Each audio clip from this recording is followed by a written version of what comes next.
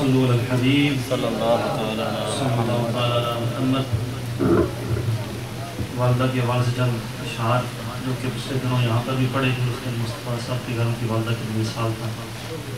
دعائے کلمات ہیں، ایک دفعہ درود پاک آپ پڑھ لیجئے۔ صلی اللہ علیہ رسول اللہ وسلم علیکہ یا حبیب اللہ۔ ناراض نہ ہوئے گا، درود پاک کس طرح پڑھا کریں گے۔ آپ کو مثال ثواب کی بات چلی، امام غزالی کا نام ہم نے سب نے سنا ہوگا۔ امام غزالی مکاشفۃ القلوب میں لکھتے ہیں، اور یہ بات میں نے پہلے بتائی، میں صرف درود پاک کی فضیلت آپ کو سمجھانا چاہتا ہوں کہ جب میں کہوں یا کوئی بھی کہے درود پاک پڑھیں، پر بندہ اس طرح پڑھے کہ جیسے نبی صلی اللہ علیہ وسلم کے سامنے جلوگر ہوتے ہیں۔ یہ کیسا امتی ہوا کہ سامنے اگر پولیس والا کھڑا ہو تو اس کو پریشانی ہو جائے، کبھی گاڑی چلا رہا ہو نا، سپیڈنگ کر پیچھے پولیس والا آ رہا ہو تو بندے کی ساری توجہ اسی کی طرف ہوتی ہے۔ ابھی لائٹیں بالتا ہے، ابھی میں گیا، میرا لائسنس میرے پاس ہے کہ نہیں ہے، سپیڈ میٹر دیکھتا ہے، ابھی ادھر دیکھتا ہے، تو اس کو پولیس والے کی فکر ہوتی ہے۔ اور ہم کو آقا کریم صلی اللہ علیہ وسلم پر درود سلام پڑھتے ہوئے ذرا بلند آواز رکھنی چاہیے۔ امام غزالی فرماتے ہیں، حسن بصری کا نام بھی آپ نے سنا ہوگا رحمۃ اللہ تعالی کے پاس، ایک بڑھی آتی ہے اور کہتی ہے میری بچی کا وصال ہو گیا ہے، میں چاہتی ہوں اس کو خواب میں دیکھوں۔ حسن بصری نے سمجھایا، اس نے کہا میں دیکھنا چاہتی ہوں، آپ نے اس کو وظیفہ بتاؤ، ایسے وظائف موجود ہیں اگر کسی آپ جانے والے کو خواب میں دیکھنا چاہتے تو دیکھ سکتے ہیں۔ اور رات کو سوتی ہے، وظیفہ پڑھ کے اس کی بچی خواب میں آتی ہے اور بڑے برے حالات میں، صبح پھر پریشان حال دوبارہ حسن بصری رحمۃ اللہ کے پاس وہ بڑھی جاتی ہے، کہتی ہے حضرت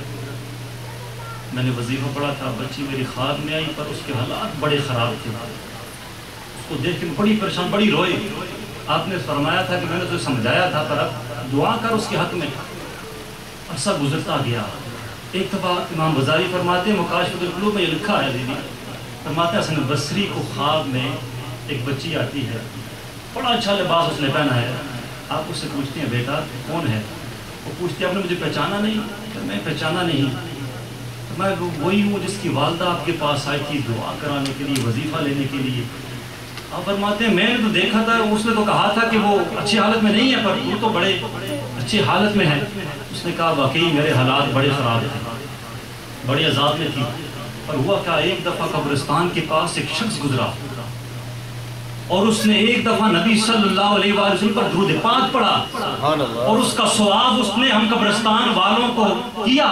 اللہ نے اس درود پاک کے طفیل ہم سب قبرستان والوں کو عذاب سے نجات عطا فرما دی۔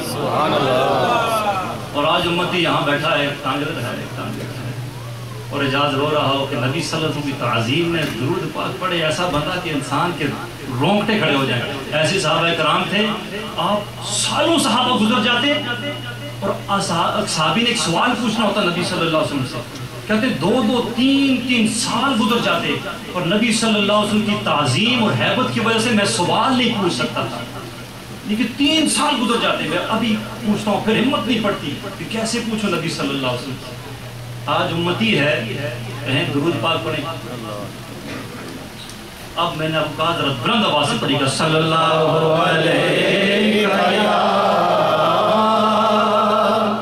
رسول اللہ وسلم علیہ یا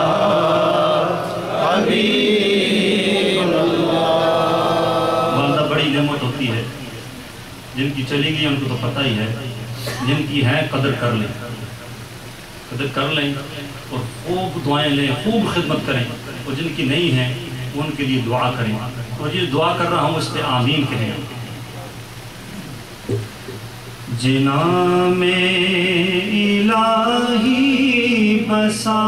والدہ کو، جنا میں الہی بسا والدہ کو، محمد کے جلوے، محمد کے جلوے دکھاوا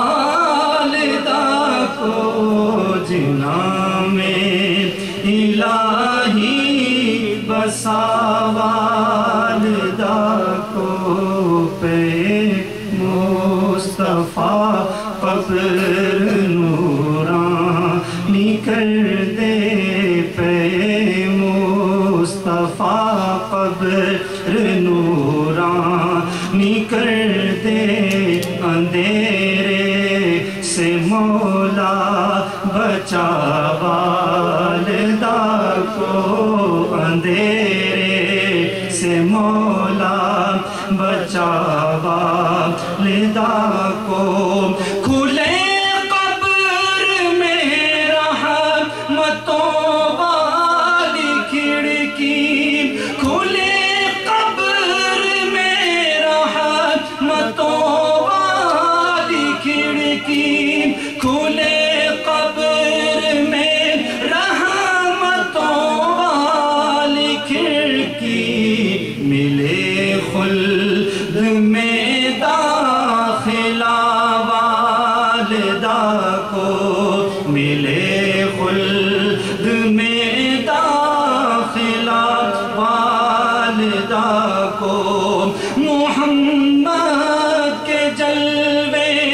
محمد کے جلوے دکھا والدہ کو جنا میں الہی بسا والدہ کو الہی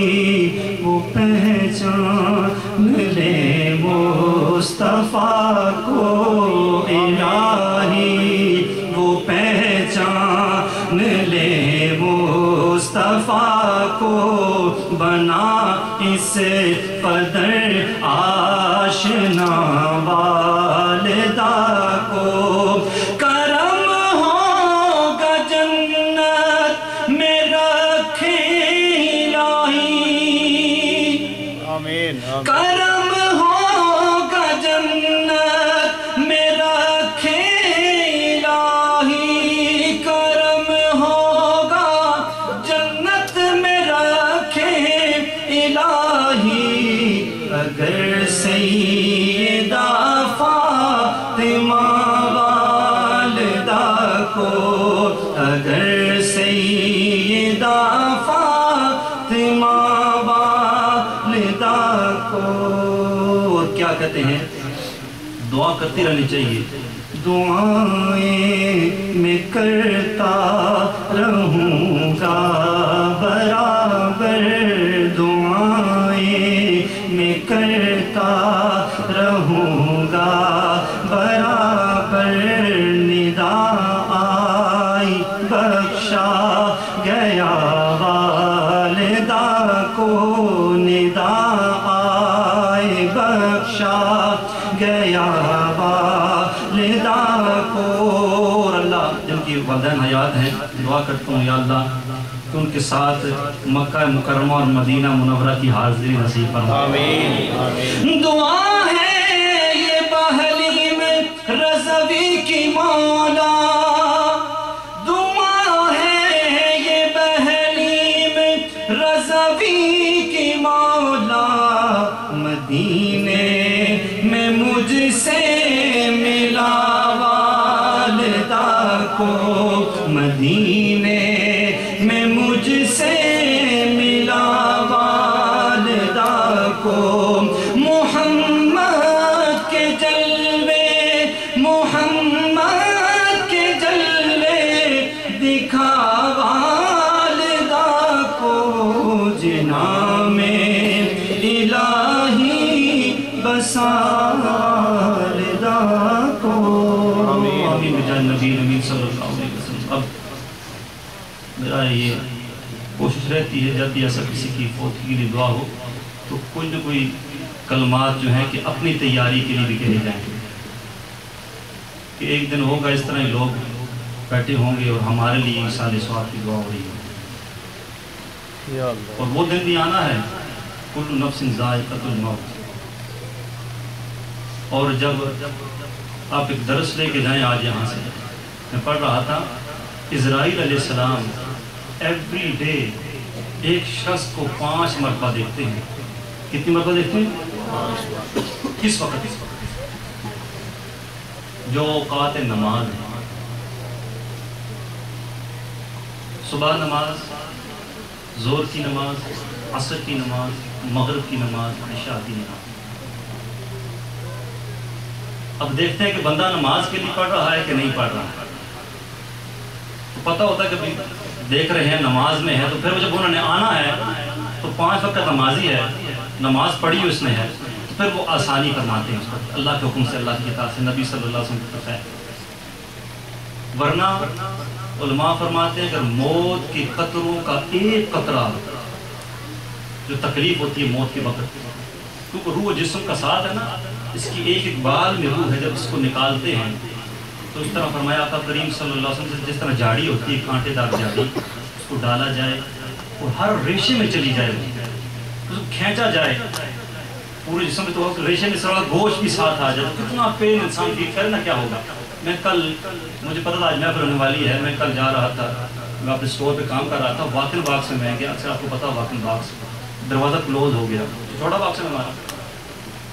تو میں وہاں پہ آدھا منٹ ٹھہرا ہوں گا، بہت 45 سیکنڈ ٹھہرا ہوں گا، لیکن میں رو بھی رہا تھا ساتھ، اور میری زبان پہ شعر بھی جاری تھا، اور میرے لسانوں کا شعر، کیونکہ وہ گھبراہٹ ہو جاتی ہے نا، اکیلا، آکسیجن بھی کم ہے، تو قبر کا فوراً منظر میرے ذہن میں تھا۔ تو پھر امیر حسن کیا فرماتے ہیں، قبر محبوب کے جلووں سے بسا دے یا رب، آمین آمین، قبر محبوب کے جلووں سے بسا دے یا رب، گر کرم ہوگا تو میں شاد رہوں گا یا رب، قبر میں گر نہ محمد کے نظارے ہوں گے، حشر تک کیسے میں پھر تنہا رہوں گا یا رب۔ آج ہم تنہا تھک جاتے ہیں، کوئی نہ ہو، اگر فیملی والے ہوں تو فیملی کہیں چلی جائے تو کہیں کہاں پر ہیں، اب تک واپس نہیں آئے، میں اکیلا ہوں، یہ اور وہ، دوست نہ ہو، دوستوں کا انتظار، تو وہ قبر کا منظر بھی انسان کو سامنے رکھنا چاہیے۔ میں نے اس نے بھی بتایا تھا کہ قبر میں جب نبی صلی اللہ علیہ وسلم فرمایا قبر میں جب بندہ جاتا ہے تو قبر چاہے وہ مومن ہو، چاہے وہ کافر ہو، چاہے وہ نیک ہو، چاہے وہ بد ہو، قبر اس کو سکویز کرتی ہے، اس کو دباتی ہے، اس کو دباتی ہے۔ اور نبی صلی اللہ علیہ وسلم فرمایا وہ کافر کو اس طرح دباتی ہے کہ اس کی یہ پسلیاں ہیں، نبی صلی اللہ علیہ وسلم مقدس ہاتھ دونوں ہاتھ آپس میں لے کے اس طرح ہو جاتی ہیں آپس میں، لیکن وہ مومن کو اس طرح دباتی ہے جس طرح ماں اپنے بچے کو سینے کے ساتھ لگاتی ہے، اس کا بچہ کیا فیل کرتا ہے، کتنا اچھا فیل ہے، ماں کی گود کی جو مزہ ہے نا وہ کسی اور جگہ میں نہیں ہوتا۔